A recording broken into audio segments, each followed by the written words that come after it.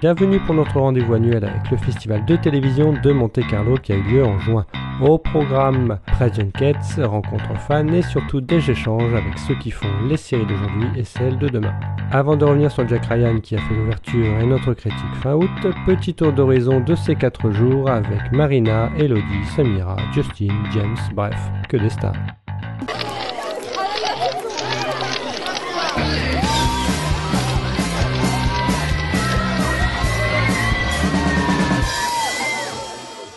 Tenez, on va interviewer une fan. Excusez-moi, madame. Ah, mais en plus, vous avez un micro, c'est Marina en plus. Mais c'est dingue! Bon, bah, Marina, vous connaissez, ça fait 58 ans qu'elle est là, puisque c'est le 58e festival. Exactement, c'est moi qui l'ai créé. Scoop! Préservation. Comment ça va pour ce festival? Ben écoute, ça va très bien. Merci beaucoup, tout de suite. Non, attends, je prenais ma respiration. Journée un peu calme aujourd'hui, après On est lundi. On est lundi. Donc, en comptant vendredi, c'est le 4e jour du festival. Vendredi, samedi, dimanche, voilà. Et c'est pas facile, hein, tous les jours. Et on est lundi. On est lundi, donc aujourd'hui, on a eu la conférence de la Casa de Papel, très intéressante. En espagnol. En espagnol. Ils nous ont pas lâché de spoiler sur la saison 3. Bah, c'est même pas commencé déjà de... Ouais, mais ils ont dit quand même qu'ils avaient la pression pour écrire, hein, évidemment, normal. Ouais. Non, mais c'est agréable leur fraîcheur parce que souvent tu sais, quand il y a des séries à succès, après ils disent non, mais on essaye, non, on n'a pas la pression. Là, le fait qu'ils le disent, bah si, on sent la pression, j'ai trouvé ça très frais, quoi, parce que effectivement, tu peux pas ne pas ressentir la pression quand t'es l'auteur de la série non anglophone la plus regardée de Netflix. La plus regardée. Moi, j'ai pas vu. Alors bon, mais j'étais là, mais j'ai tout compris. Bon, j'ai été spoilé évidemment, mais ça m'a donné presque envie de voir. Mais je suis un peu comme toi, c'est une série que tout le monde parle, j'ai pas envie de la voir. J'ai envie de la découvrir avec tout le monde. Donc là, peut-être que je vais m'y mettre. Mais donc oui, on a eu la conférence, donc il y a eu Pedro Alonso et les deux scénaristes producteurs qui étaient là. Très sympa, Pedro Alonso. Pas du tout comme son personnage. Il est d'ailleurs, ne lui dites jamais que Berlin est un psychopathe parce qu'il vous rira à la figure. Psychopathe, en levant les yeux au ciel. Et donc voilà. Il a dansé sur Bella Ciao remixé lors d'une soirée. Soir. Et très sympa avec sa femme qui est française. Exactement.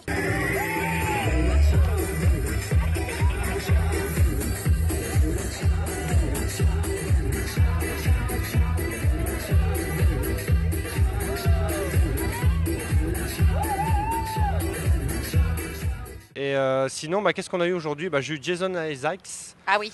Qui est membre du jury fiction et qui a joué évidemment Lucius Malfoy dans Harry Potter. Tout à fait. Qui a joué dans Awake, dans Star Trek Discovery. Tu regardais Awake ou pas? J'ai vu que le premier, mais ça m'intrigue vachement parce qu'il y a Dylan Minette dedans. Tout à fait. Qui joue Clay dans 13 Reasons Why. Exactement, il jouait son fils. Et d'ailleurs, Justin Prentice qui joue Bryce sera là demain. Exactement. Pour répondre à toutes nos questions sur cette saison 2 très discutée de 13 Reasons Why. Que je n'ai pas encore vu. Moi que je n'ai pas terminé. Ah. Donc je pense que je vais être spoilé aussi. Bon, écoute. Donc Jason Isaac était là pour donc membre du jury. Il a fait donc Star Trek, Harry Potter. Il a fait Hook dans Peter Pan. Ah oui. Il a joué dans The O.A. aussi. Et donc quand on lui a dit mais quel rôle vous aurez dans la saison 2, il a dit je jouerai. Mais non, mais ces acteurs-là, ils n'ont pas le droit non plus de révéler trop de choses sur les... Mais est-ce qu'ils sont même au courant? C'est ça aussi, parce que les acteurs sont quand même les derniers au courant. Donc après, peut-être qu'il y a des choses en discussion qui ne seront pas faites, ou des choses comme ça. Donc on ne sait même pas s'ils sont réellement au courant au final. Et sinon, donc toi, est-ce que tu as eu des bons clients? Est-ce que j'ai eu des bons clients Ou des mauvais, évidemment? Non, mauvais non. Des bons clients. Moi, j'ai adoré Samira Wiley de The Handmaid's. Très souriante.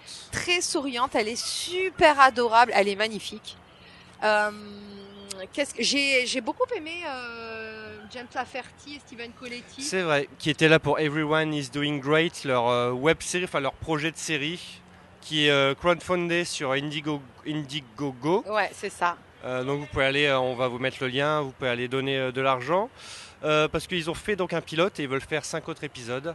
Ils n'ont aucune plateforme pour l'instant de diffusion, de distribution, mais le projet a l'air pas mal, un peu entre Entourage et peut-être Entourage, mais moins cul, plus drôle peut-être. Ouais, Enfin, je peut-être pas pense. plus drôle, mais plus Non, léger. ouais, voilà, je pense que c'est ça aussi. Très méta, je pense, par Oui. rapport à leur, parce que par rapport à leur situation, parce que James Lafferty nous disait que en tant qu'ancien acteur de la CW, ils sont estampillés acteurs pour les adolescents et parfois on leur refuse même tout simplement des auditions à cause effectivement de cette étiquette qu'ils ont un peu du mal dont ils ont un peu de mal à se séparer. Donc ils ont pris un peu le taureau par les cornes en disant puisque personne nous propose la série de nos rêves, on va l'écrire, on va la réaliser. Donc il faut savoir c'est vraiment leur bébé, parce que Steven Colletti et James Lafferty, ils sont scénaristes, ils sont producteurs. James Lafferty a réalisé le premier épisode. Après, il nous a dit qu'il allait passer le relais, parce que je pense que la charge de travail sera peut-être un peu trop importante pour lui, parce que réaliser, produire... C'est indépendant, donc il y a beaucoup plus de boulot, ils seront moins soutenus aussi. Donc. Exactement. It's the spirit of what we've been doing from the beginning. You know, we made this pilot ourselves with our own money and our best friends. And we did that because this is a personal story. It's a very story that we're intimately familiar with. We want to do it our way. The only way to do it is to do it our way. For me, the biggest skill that I've taken from One Tree Hill to now to Everyone Is Doing Great is directing. I really cut my teeth as a director on One Tree Hill, and then was able to do it again on the Royals.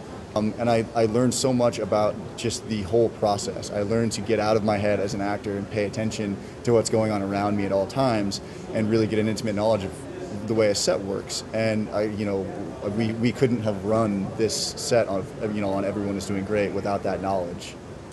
Jason George et Jay Aden, j'ai beaucoup aimé. Station 19. Station 19. Bon après, ils sont hyper professionnels. Moi, j'ai jamais été déçue par ni les acteurs de Grey's Anatomy ou là Station 18. Ils sont hyper pros, ils jouent le jeu. J'ai jamais été très déçue moi. Et effectivement, moi, quand je leur ai posé la question, surtout à Jay Aden, en disant est-ce que vous étiez familier avec l'univers de Grey's Anatomy, m'a répondu que non, et que je lui dis quand il y a des personnages qui viennent, est-ce que parfois vous vous retournez vers Jason George en disant c'est qui lui? Et il nous a dit complètement, parce que il fait la traduction en disant c'est qui lui déjà? Ah oui, d'accord, parce que il dit il y a trop de personnages, donc parfois où on connaît les noms des acteurs et on connaît pas le nom des personnages. Donc Jason George fait la traduction, c'était très drôle. Il y a les acteurs de Cloak and Dagger qui étaient là hier et avant-hier. Lui, Aubrey Joseph, était un peu fatigué, donc en interview, il était Alors qu'elle, Olivia Holt, elle est habituée, elle vient de Disney Channel, elle fait de la chanson et tout, donc elle est très déjà dans le business. Dans le business. Dans le biz. Et ils sont très contents de leur série, ça évidemment, mais ils ont vu que la série, là ils ont fini, je crois, de tourner, je sais plus s'ils ont lâché l'info. Mais donc là, ça a commencé il y a quelques temps, Cloak and Dagger, c'est plutôt pas mal.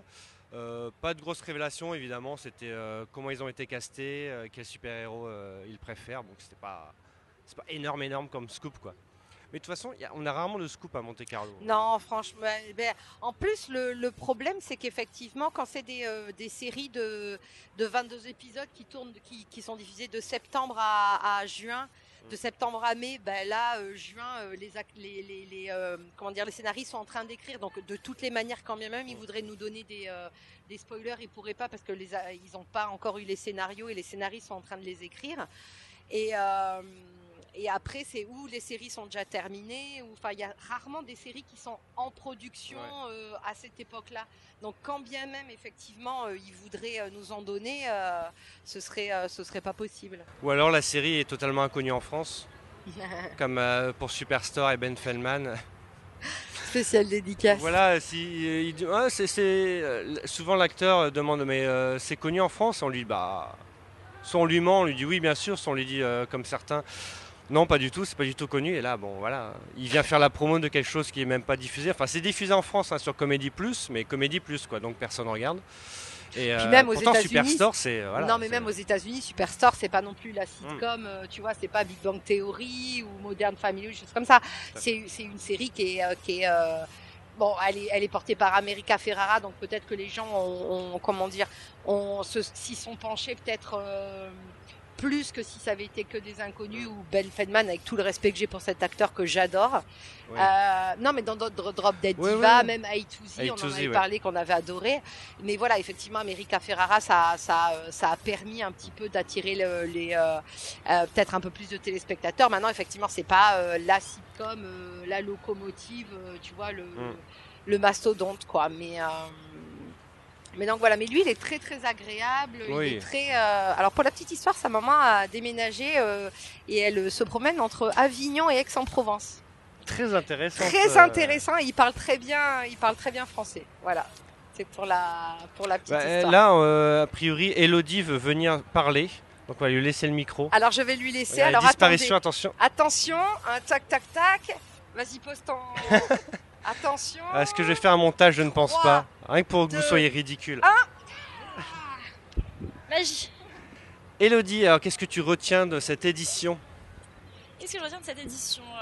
J'ai beaucoup aimé les rencontres avec Darren Criss, qui est là pour American Crime Story, et avec Samira Wiley pour The Handmaid's Tale. J'ai trouvé que les deux acteurs étaient vraiment passionnants quand ils parlent de leur sujet. Et puis, pour The Handmaid's Tale, on va dire que la série touche quand même à des sujets assez forts et assez sensibles, et l'actrice en parle très très bien.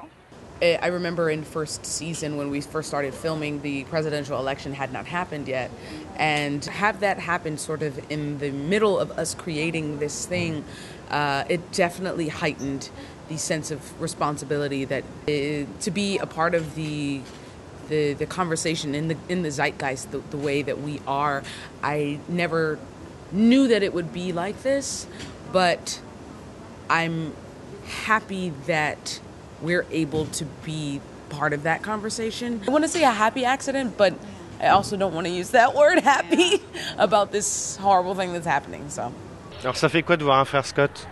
J'en préférais voir Chad Michael Murray. Eh voilà.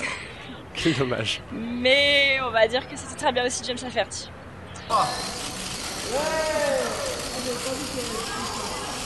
Ok, Pedro.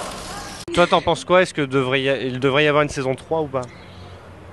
Mitigé, je trouve que les deux saisons se suffisent à elles-mêmes. Il y a une fin qui pour moi est très très bien.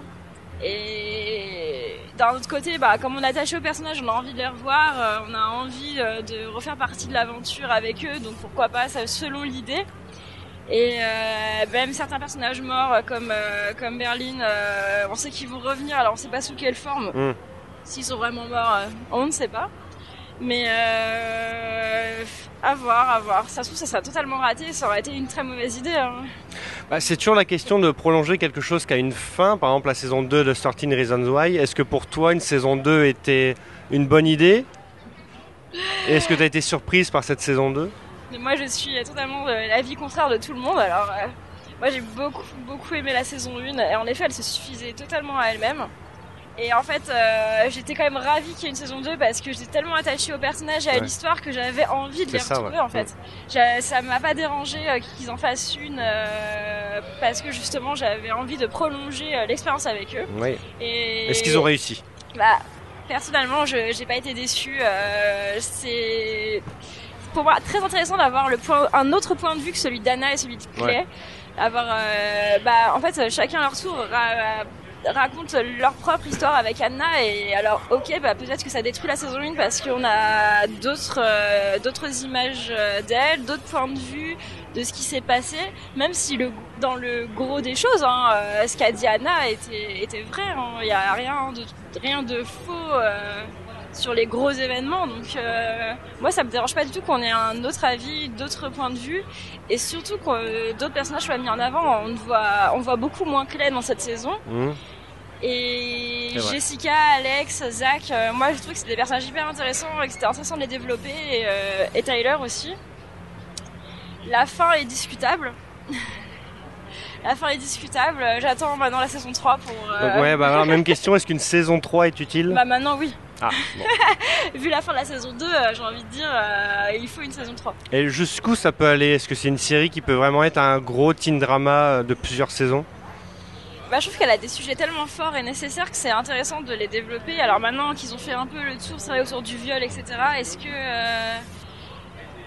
est-ce qu'ils vont pouvoir parler d'autres choses aussi importantes? Je sais pas. Finalement, si on peut spoiler, attention. Ah bah non, parce que tu l'as pas vu. Bah non, je vais pas spoiler. Ah bah voilà. Voilà. Ils peuvent aborder d'autres sujets dans la saison 3 qu'on n'aura pas encore vu, ce qui serait pas mal. Mais des sujets, s'ils restent toujours dans des choses aussi fortes et importantes, la série pour moi aura toujours l'effet, en tout cas pour ma part, sur moi-même. Je trouve que quand même d'avoir Bryce, parce qu'on aura le méchant de la série, c'est pas inintéressant. Oui, bah clairement, oui. Je suis pas sûre que Catherine Langford aurait été le meilleur choix, par exemple. Oui, ça aurait été bien vu qu'elle sera pas là la saison 3, mais... Ouais, elle dit ça, elle va faire une apparition. Oui. There are many moments. When we're not shooting the very dark scenes, we always try to keep a lighter vibe on set just for our own mental state. So we're always cracking jokes and laughing, and our baseball uniforms are very fitted. So the pants are very tight, so between takes we're always walking around and our pants are falling off and it's just ridiculous. Donc voilà, on va se retrouver avec quelques images du festival et on se dit à bientôt.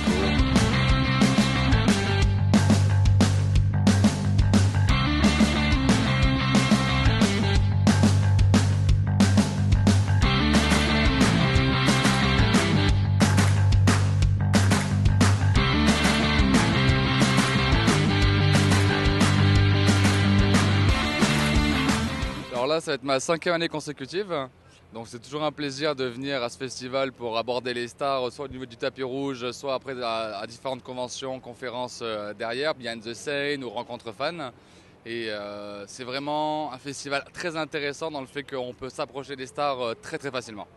Et celui-là que j'attends particulièrement, comme beaucoup de fans je crois aujourd'hui, ça va être Pedro Alonso de la série Casa de Papel. Donc j'ai même le petit t-shirt derrière. Après, j'attendais également l'acteur Neil McConaughey de Arrow, qui a joué également dans Desperate Housewives et dans Band of Brothers, bien entendu. C'était il y a 3 ans, une soirée au Monte Carlo Bay, justement, où j'ai eu la chance de pouvoir dîner avec les stars et rencontrer, discuter. Et franchement, vraiment un agréable plaisir, dans un cadre magnifique et voilà, réaliser un rêve de gosse. Alors, c'est la première année où je viens aussitôt. En général, je viens vraiment que pour les conventions, enfin vraiment pour la réunion behind the scene ou quoi. Là, ce matin, je suis arrivé vers 8h et je pense partir vers 16h une fois que la convention est finie. Au niveau de la fan zone sous la tente, qui est vraiment sympa, cette année, il y a eu une belle installation pour éviter aux gens justement de cramer et d'avoir des coups de soleil.